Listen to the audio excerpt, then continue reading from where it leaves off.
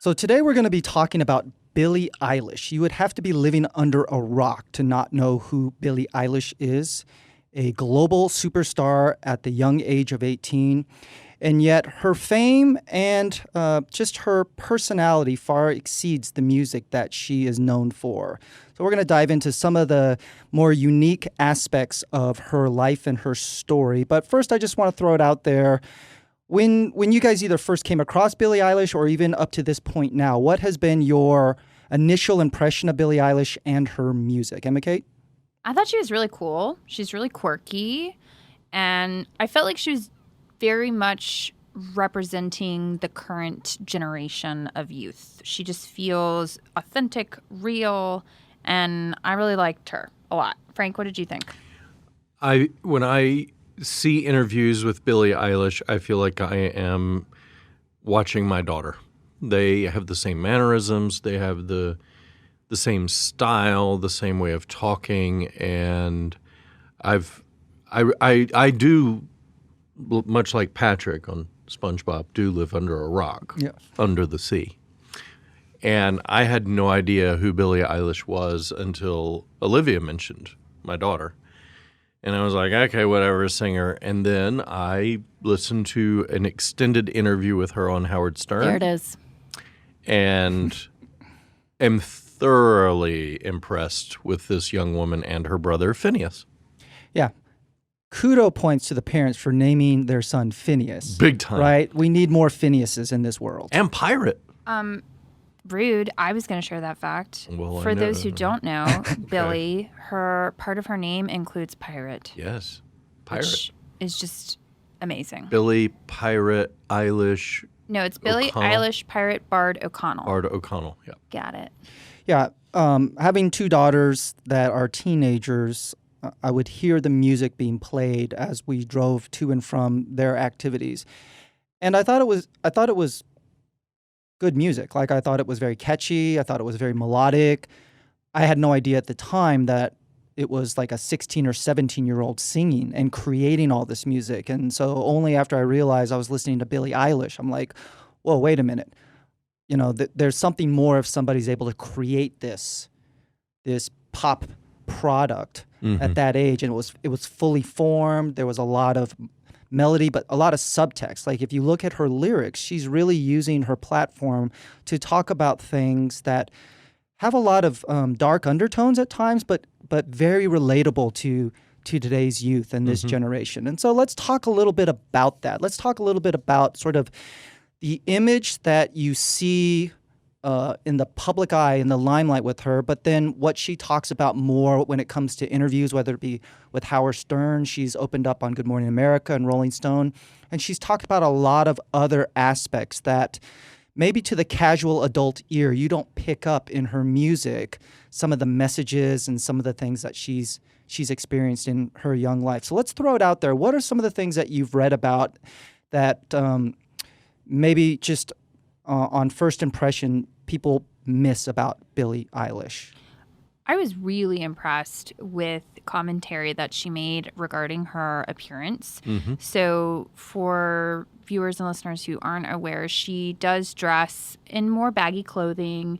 And she talked about on a Calvin Klein interview, I think, that she chooses to do that because she doesn't want people to know what her physical appearance looks like given her age. She doesn't want people to assess and say, oh, she's thick, thin, or, she has a certain, physical body type. And she even said something along the lines of how she models being the saddest people in the world, which to me, that's both sad, but also maybe partially true because, you are who you are. And there's nothing, your physical appearance shouldn't be a reflection of your worth. Yes. I am primarily impressed with her confidence. And in addition to that, the fact that she's not this jerk that got early fame. And I attribute that partly due to her intelligence, but also just sort of her upbringing. Her parents, were really smart and kind of helped her be exposed to a lot of different things. I like how much she's into the environment. But the thing that was just, it really resonated with me when she's talking to Howard Stern. And he'd ask her a question, and she said, "Come on, bro." And I'm like, you just called Howard Stern bro. And then it just really struck me. My daughter says, "Come on, bro." I'm like, what? And how it's just such a cultural difference, but her talent is astounding. And how she said, even with her clothing, she says she wants to not necessarily intimidate people, but basically don't mess with me, bro. And Howard asked her, where she stood in terms of like popularity and stuff like that. She goes, "I don't think about popularity. I was the alpha."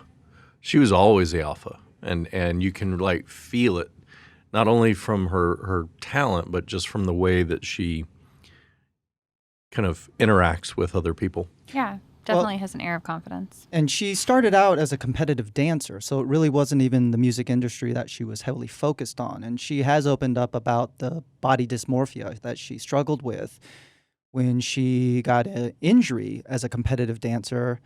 And Bad one. I think it was she ruptured a growth plate in her hip at age 13. And so that pretty much just destroyed her dancing career. She fell into a deep depression. She struggled with self-harm. And she's stated how some of the implications of hurting or harming herself was that she felt like she deserved to be in pain. And so even when you think about sort of kind of her wardrobe and how she, in a lot of ways, is trying to camouflage or in some ways not be exploited by body image issues, not to have, someone who's not comfortable, maybe at times even in their own body, moving into an industry that exploits your body, the image of body, especially young girls. And I think she's handled that about as well as somebody could, given that her appearance is part of the platform that people judge your celebrity. Well, and the celebrity thing was really fascinating to me as well, because she says it's not like she was necessarily seeking fame, but she knows how to do it. She's good at it. She knows how to be famous. And her brother, she said she feels bad because nobody knows who he is. Phineas can go to a coffee shop and hang out and do whatever, and she can't go anywhere.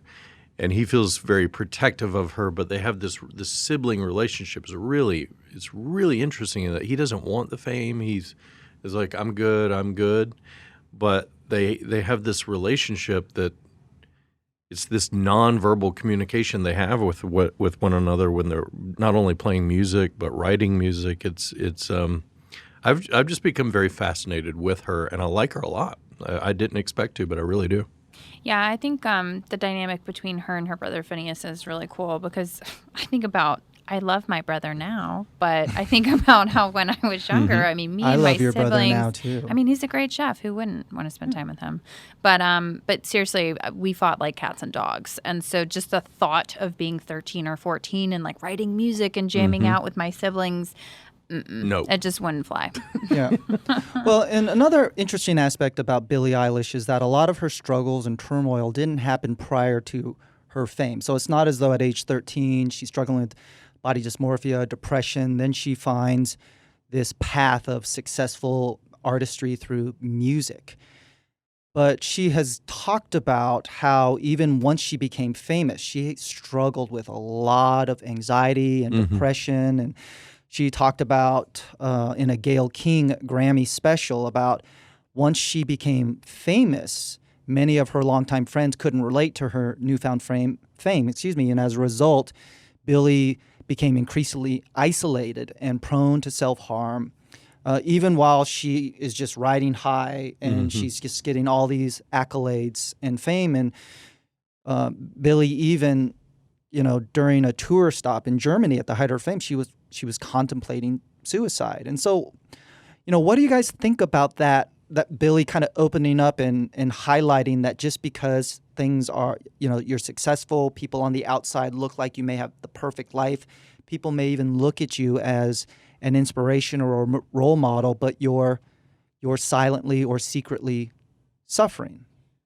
I mean, I really commend her for it, because one of the things that there was a song, I think it's I Don't Want to Be You Anymore, and she talked about the lyrics where, she was saying if I have to say that I need help, then that makes it true.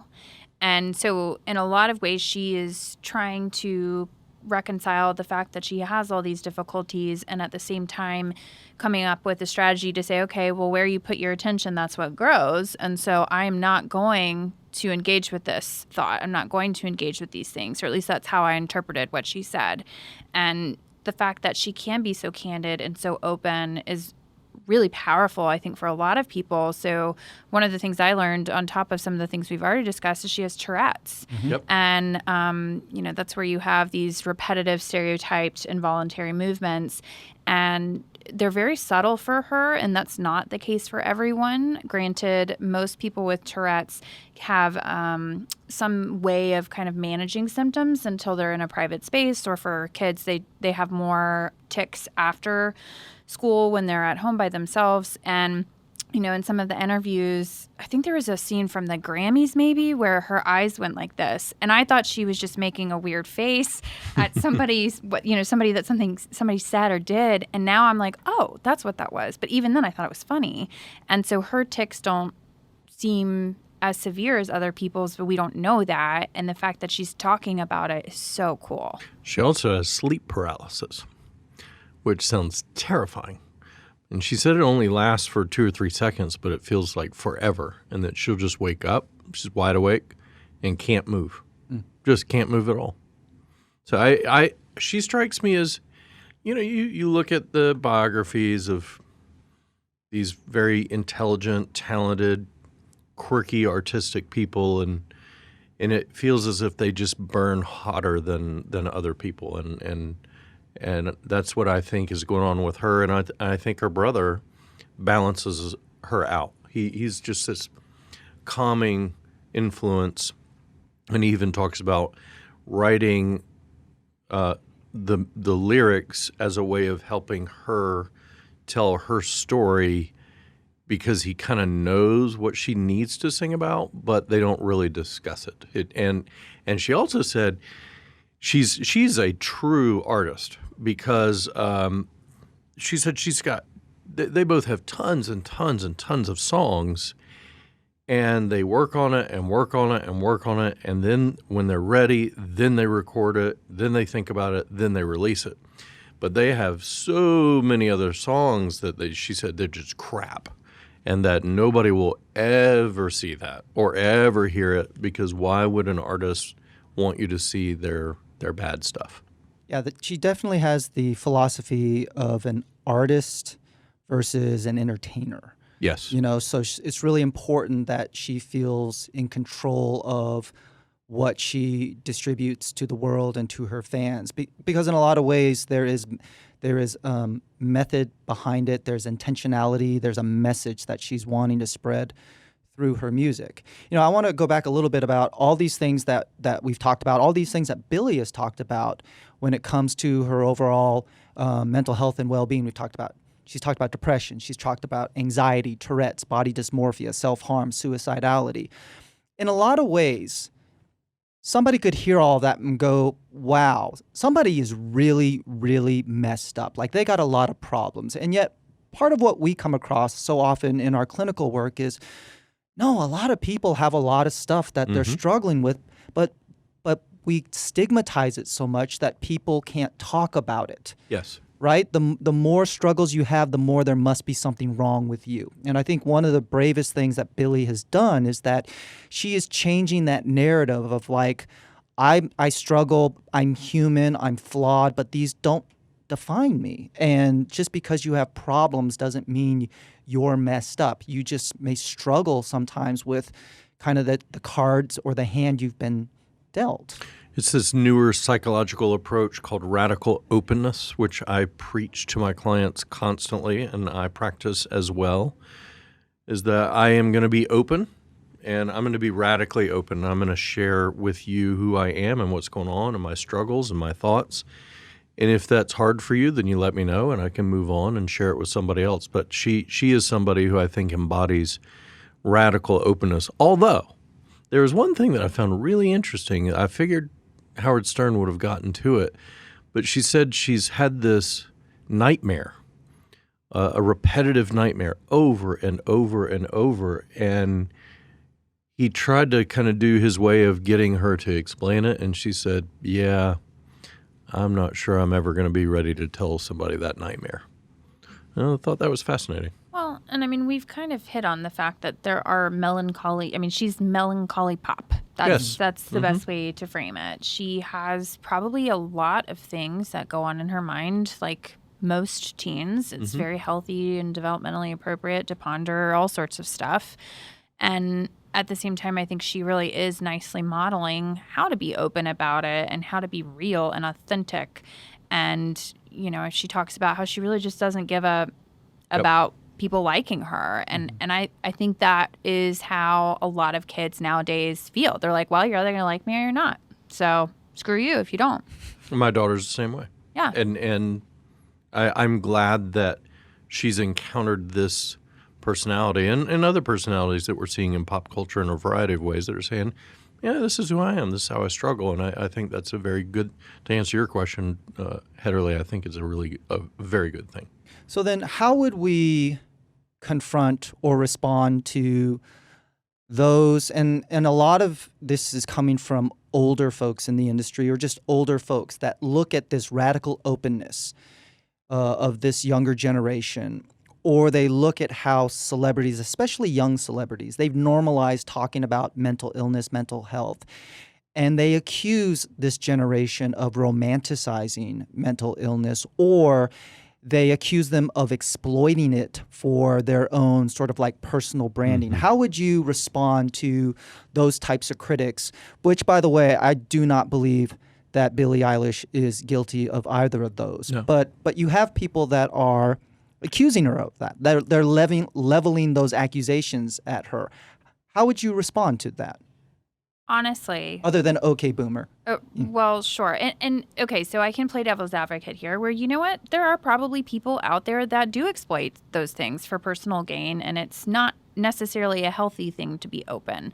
But at the same time, I think about how here are these adults that are attacking a younger individual and criticizing them. And, you know, really the best thing to do is be supportive, be empathetic. I think of like Greta Thunberg and how she's just been like ripped to shreds. I mean, even President Trump has been ripping on her. And regardless of political affiliation, you know, she's a kid. And the fact that she's doing all these awesome things, that bothers me personally. And that's just a personal statement when adults are really critical of somebody who's just trying to do good. And maybe it's not perfect and we're all flawed, but the fact that she's trying says something. Yeah, so any last words about Billie Eilish that really sticks out to you, or even some predictions of where she's going to be going in the next couple of years? As in a lot of ways, if she chooses, she's only begun her career as just a global phenomenon. I think we are going to see her in film. I know she's already done some of that. But I see her as sort of a Billy Joel, that we're going to see her when she's 50 and she's going to be this icon. For some reason, I just don't see her crashing the way Justin Bieber did or any of that stuff. And I think it's because she was homeschooled and because she was sort of a bohemian and grew up poor and she's close with her brother and she has real friends and has always had real friends. And she's sort of this very resilient person that I think she's in it for the long haul. That's my hunch. Yeah, I would guess that I really can't predict what she's going to do. So I predict the unpredictable from her because she seems like somebody that can really reinvent herself and just morph and change and show where she's at that moment. So yeah, one of the things that I'm excited to see and I predict about Billie Eilish is that at a lot of her concerts, she'll have fans, young girls come up to her and they'll talk about their own struggles and feeling in pain, feeling lost, and you see Billie just take the time to comfort them and try to inspire them, try to help them by saying it gets better, and that she is a walking, living testimony to that. In a short period of time, Billie Eilish went from feeling suicidal and hopeless and in great pain to really prioritizing her self-care, having her mom scale back some of her promotional or professional responsibilities, get into therapy.